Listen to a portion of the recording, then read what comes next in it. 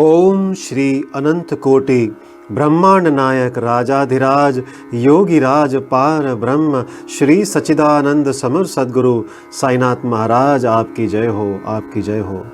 बाबा, आज श्री साई सचरित्र का अध्याय 12। हे मेरे मालिक, हे सद्गुरु, अपनी कृपा करो, अपना आशीर्वाद दो कि यह पाठ सब भक्तों के चित्त में उतरे। आइए अब हम अध्ययन करेंगे अध्याय 12। इसमें पहला है काका महाजनी और दूसरा धुमाल वकील, तीसरा श्रीमती निमोड़कर, चौथा नासिक के मूले शास्त्री, पांचवा एक डॉक्टर के द्वारा बाबा की लीलाओं का अनुभव। इस अध्याय में बाबा किस प्रकार भक्तों से भेंट करते और कैसा बर्ताव करते थे, इसका वर्णन किया गया है। आइए पढ़ते हैं संतों का कार्य। हम देख चुके हैं कि ईश्वरीय अवतार का ध्येय साधु जनों का परित्राण और दुष्टों का संहार करना है, परंतु संतों का कार्य तो सर्वथा ही भिन्न ही है। संतों के लिए साधु और दुष्ट प्रायः एक समान ही हैं। यथार्थ में उन्हें दुष्कर्म करने वालों की प्रथम चिंता होती है और वे उन्हें उचित पथ पर लगा देते हैं। वे भवसागर के कष्टों को सोखने के लिए अगस्त्य के सदस्य हैं और अज्ञान तथा अंधकार का नाश करने के लिए सूर्य के समान हैं। संतों के हृदय में भगवान वासुदेव निवास करते हैं, वे उनसे पृथक नहीं हैं। श्री साईं भी उसी कोटि में हैं जो कि भक्तों के कल्याण के निमित्त ही अवतीर्ण हुए थे। वे ज्ञान ज्योति स्वरूप थे और उनकी दिव्य प्रभा अपूर्व थी। उन्हें समस्त प्राणियों से समान प्रेम था। वे निष्काम तथा नित्य मुक्त थे। उनकी दृष्टि में शत्रु, मित्र, राजा और भिक्षुक सब एक समान थे। पाठकों, अब कृपया उनका यश श्रवण करें। भक्तों के लिए उन्होंने अपना दिव्य गुण समूह पूर्णतः प्रयोग किया और सदैव उनकी सहायता के लिए तत्पर रहे। उनकी इच्छा के बिना कोई भक्त उनके पास पहुंच ही ना सकता था। यदि उनके शुभ कर्म उदित हुए हैं तो उन्हें बाबा की स्मृति भी कभी नहीं आई। यदि उनके शुभ कर्म उदित नहीं हुए हैं तो उन्हें बाबा की स्मृति भी कभी नहीं आई और ना ही उनकी लीलाएं उनके कानों तक पहुंच सकी। तब फिर बाबा के दर्शनों का विचार कर भी उन्हें कैसे आ सकता था। अनेक व्यक्तियों की श्री साईं बाबा के दर्शन की इच्छा होते हुए भी उन्हें बाबा के महासमाधि लेने तक कोई योग प्राप्त ना हो सका। अतः ऐसे व्यक्ति जो दर्शन लाभ से वंचित रहे हैं, यदि वे श्रद्धापूर्वक साईं लीलाओं का अवशरण करेंगे तो उनकी साईं दर्शन की इच्छा बहुत कुछ सीमा तक तृप्त हो जाएगी। भाग्यवश यदि किसी को किसी प्रकार बाबा के दर्शन हो भी गए तो वह वहाँ अधिक ठहर ना सका। इच्छा होते हुए भी केवल बाबा की आज्ञा तक ही वहाँ रुकना संभव था और आज्ञा होते ही स्थान छोड़ देना आवश्यक हो जाता था। अतः ये सब उनकी शुभ इच्छा पर ही अवलंबित था। अब जानते हैं काका महाजनी। एक समय काका महाजनी बंबई से शिरडी पहुंचे। उनका विचार एक सप्ताह ठहरने और गोकुल अष्टमी उत्सव में सम्मिलित होने का था। दर्शन करने के बाद बाबा ने उनसे पूछा, तुम कब वापस जाओगे? उन्हें बाबा के इस प्रश्न पर आश्चर्य सा हुआ। उत्तर देना तो आवश्यक ही था, इसलिए उन्होंने कहा कि जब बाबा आज्ञा दें। बाबा ने अगले दिन जाने को कहा। बाबा के शब्द कानून थे जिनका पालन करना नितांत आवश्यक था। काका महाजनी ने तुरंत ही प्रस्थान किया। जब वे बंबई में अपने ऑफिस में पहुंचे तो उन्होंने अपने सेठ को अति उत्सुकता पूर्वक प्रतीक्षा करते पाया। मुनीम के अचानक ही अस्वस्थ हो जाने के कारण काका की उपस्थिति अनिवार्य हो गई थी। सेठ ने शिरडी को जो पत्र काका के लिए भेजा था वह बंबई के पते पर उनको वापस लौटा दिया गया। अब पढ़ते हैं भाऊ साहेब धुमाल। अब एक विपरीत कथा सुनिए। एक बार भाऊ साहेब धुमाल एक मुकदमे के संबंध में निफाड़ के न्यायालय को जा रहे थे। मार्ग में वे शिरडी उतरे। उन्होंने बाबा के दर्शन किए और तत्काल ही निफाड़ को प्रस्थान करने लगे, परंतु बाबा की स्वीकृति प्राप्त ना हुई। उन्हें शिरडी में एक सप्ताह और रोक लिया। इसी बीच में निफाड़ के न्यायाधीश उदर पीड़ा से ग्रस्त हो गए। इस कारण उनका मुकदमा किसी अगले दिन के लिए बढ़ाया गया। एक सप्ताह बाद भाऊ साहब को लौटने की अनुमति मिली। इस मामले की सुनवाई कई महीनों तक और 4 न्यायाधीशों के पास हुई। फलस्वरूप धुमाल ने मुकदमे में सफलता प्राप्त की और उनका मुवक्किल मामले में बरी हो गया। अब पढ़ते हैं श्रीमती निमोड़कर। श्री नाना साहब निमोड़कर, जो निमोड़ के निवासी और अवैतनिक न्यायाधीश थे, शिरडी में अपनी पत्नी के साथ ठहरे हुए थे। निमोड़कर तथा उनकी पत्नी बहुत सा समय बाबा की सेवा और उनकी संगति में व्यतीत किया करते थे।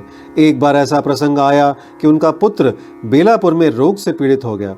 तब उसकी माता ने वहां जाकर अपने पुत्र और अन्य संबंधियों से मिलने तथा कुछ दिन वहीं व्यतीत करने का निश्चय किया, परंतु श्री नाना साहब ने दूसरे दिन ही उन्हें लौट जाने को कहा। वे असमंजस में पड़ गई कि अब करना क्या चाहिए, परंतु बाबा ने सहायता की। शिरडी से प्रस्थान करने के पूर्व वे बाबा के पास गई। बाबा साठेवाड़ा के समीप नाना साहेब और अन्य लोगों के साथ खड़े हुए थे। उन्होंने जाकर चरण वंदना की और प्रस्थान करने की अनुमति मांगी। बाबा ने उनसे कहा, शीघ्र जाओ, घबराओ नहीं, शांत चित्त से बेलापुर में 4 दिन सुखपूर्वक रहकर सब संबंधियों से मिलो और तब शिरडी आ जाना। बाबा के शब्द कितने सामयिक थे। श्री निमोड़कर की आज्ञा बाबा द्वारा रद्द हो गई। अब पढ़ते नासिक के मूले शास्त्री यानी ज्योतिषी। नासिक के एक कर्मनिष्ठ अग्निहोत्र ब्राह्मण थे जिनका नाम मूले शास्त्री था।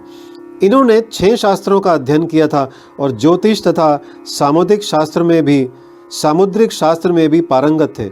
वे एक बार नागपुर के प्रसिद्ध करोड़पति श्री बापू साहेब बूटी से भेंट करने के बाद अन्य स्वजनों के साथ बाबा के दर्शन करने मस्जिद में गए। बाबा ने फल बेचने वाले से अनेक प्रकार के फल और अन्य पदार्थ खरीदे और मस्जिद में उपस्थित लोगों में उनको वितरित कर दिया। बाबा आम को तो इतनी चतुराई से चारों ओर दबा देते थे कि चूसते ही संपूर्ण रस मुंह में आ जाता तथा गुठली और छिलका तुरंत फेंक दिया जाता था। बाबा ने केले छीलकर भक्तों में बांट दिए और उनके छिलके अपने लिए रख लिए।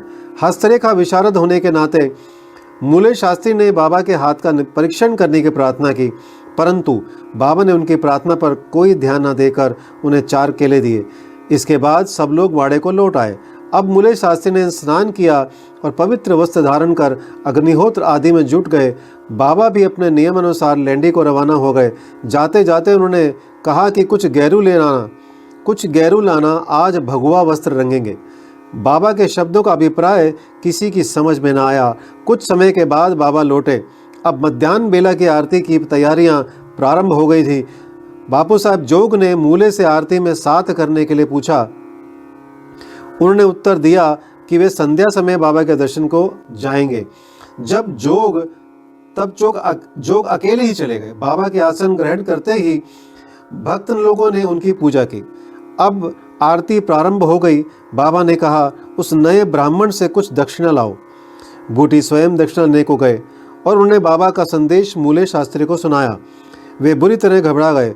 वे सोचने लगे कि मैं तो एक अग्निहोत्र ब्राह्मण हूँ, फिर मुझे दक्षिणा देना क्या उचित है। माना कि बाबा महान संत हैं, परंतु मैं उनका शिष्य नहीं हूँ। फिर भी उन्होंने सोचा कि जब बाबा सरीखे महान संत दक्षिणा मांग रहे हैं और बूटी सरीखे करोड़पति लेने को आए हैं, तो वे अवहेलना कैसे कर सकते हैं।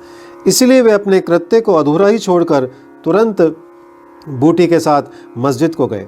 वे अपने को शुद्ध और पवित्र तथा मस्जिद को अपवित्र जानकर कुछ अंतर से खड़े हो गए और दूर से ही हाथ जोड़कर उन्होंने बाबा के ऊपर पुष्प फेंके। एकाएक उन्होंने देखा कि बाबा के आसन पर उनके कैलाशवासी गुरु घोलप स्वामी विराजमान हैं। अपने गुरु को वहां देखकर उन्हें महान आश्चर्य हुआ। कहीं यह स्वप्न तो नहीं है? नहीं, यह स्वप्न नहीं है, मैं पूर्ण जागृत हूँ। परंतु जागृत होते हुए भी मेरे गुरु महाराज यहाँ कैसे आ पहुँचे? कुछ समय तक उनके मुंह से एक भी शब्द न निकला। उन्होंने अपने को चिकोटी ली और पुनः विचार किया, परंतु वे निर्णय ना कर सके कि कैलाशवासी गुरु घोलप स्वामी मस्जिद में कैसे आ पहुँचे। फिर सब संदेह दूर करके वे आगे बढ़े और गुरु के चरणों पर गिरकर हाथ जोड़कर स्तुति करने लगे।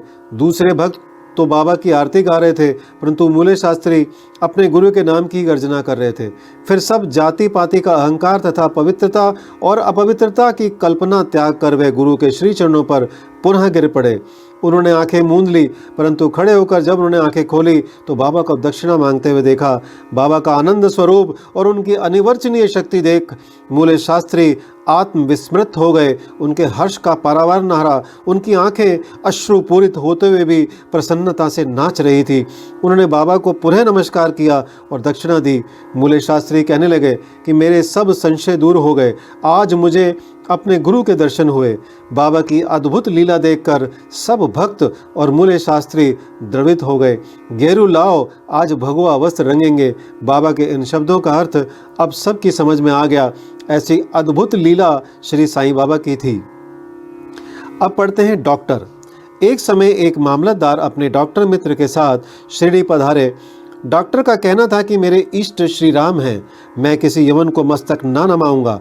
अंत वे शिरडी जाने में असहमत थे। मामलतदार ने समझाया कि तुम्हें नमन करने को कोई बाध्य न करेगा और ना ही तुम्हें कोई ऐसा करने को कहेगा, अतः मेरे साथ चलो, आनंद रहेगा। वे शिरडी पहुंचे और बाबा के दर्शन को गए, परंतु डॉक्टर को ही सबसे आगे जाते देख और बाबा की प्रथम चरण वंदना करते देख सबको बड़ा विस्मय हुआ। लोगों ने डॉक्टर से अपना निश्चय बदलने और इस भांति एक यवन को दंडवत करने का कारण पूछा। डॉक्टर ने बतलाया कि बाबा के स्थान पर उन्हें अपने प्रिय इष्ट देव श्री राम के दर्शन हुए और इसलिए उन्होंने नमस्कार किया। जब वे ऐसा कह ही रहे थे तभी उन्हें साईं बाबा का रूप पुनः दिखने लगा। वे आश्चर्यचकित होकर बोले, क्या ये स्वप्न है? ये यवन कैसे हो सकते हैं? अरे यह तो पूर्ण योग अवतार हैं। दूसरे दिन से उन्होंने उपवास करना प्रारंभ कर दिया। उन्होंने प्रतिज्ञा की कि जब तक बाबा स्वयं बुलाकर आशीर्वाद नहीं देंगे तब तक मस्जिद में कदापि न जाऊंगा। इस प्रकार 3 दिन व्यतीत हो गए। चौथे दिन उनका एक इष्ट मित्र खानदेश से शिरडी आया। वे दोनों मस्जिद में बाबा के दर्शन करने गए। नमस्कार होने के बाद बाबा ने डॉक्टर से पूछा, आपको बुलाने का कष्ट किसने किया? आप यहाँ कैसे पधारे? यह प्रश्न सुनकर डॉक्टर द्रवित हो गए और उसी रात्रि को बाबा ने उन पर कृपा की। डॉक्टर को निद्रा में ही परमानंद का अनुभव हुआ। वे अपने शहर लौट आए तो भी उन्हें 15 दिनों तक वैसा ही अनुभव होता रहा। इस प्रकार उनकी साईं भक्ति कई गुना बढ़ गई। उपयुक्त कथाओं की शिक्षा विशेषता मूले शास्त्री की यही है कि हमें अपने गुरु में दृढ़ विश्वास होना चाहिए। अगले अध्याय में बाबा की अन्य लीलाओं का वर्णन होगा। श्री सद्गुरु साईनाथ प्रणमस्तु। शुभम भवतु। ओम साई राम।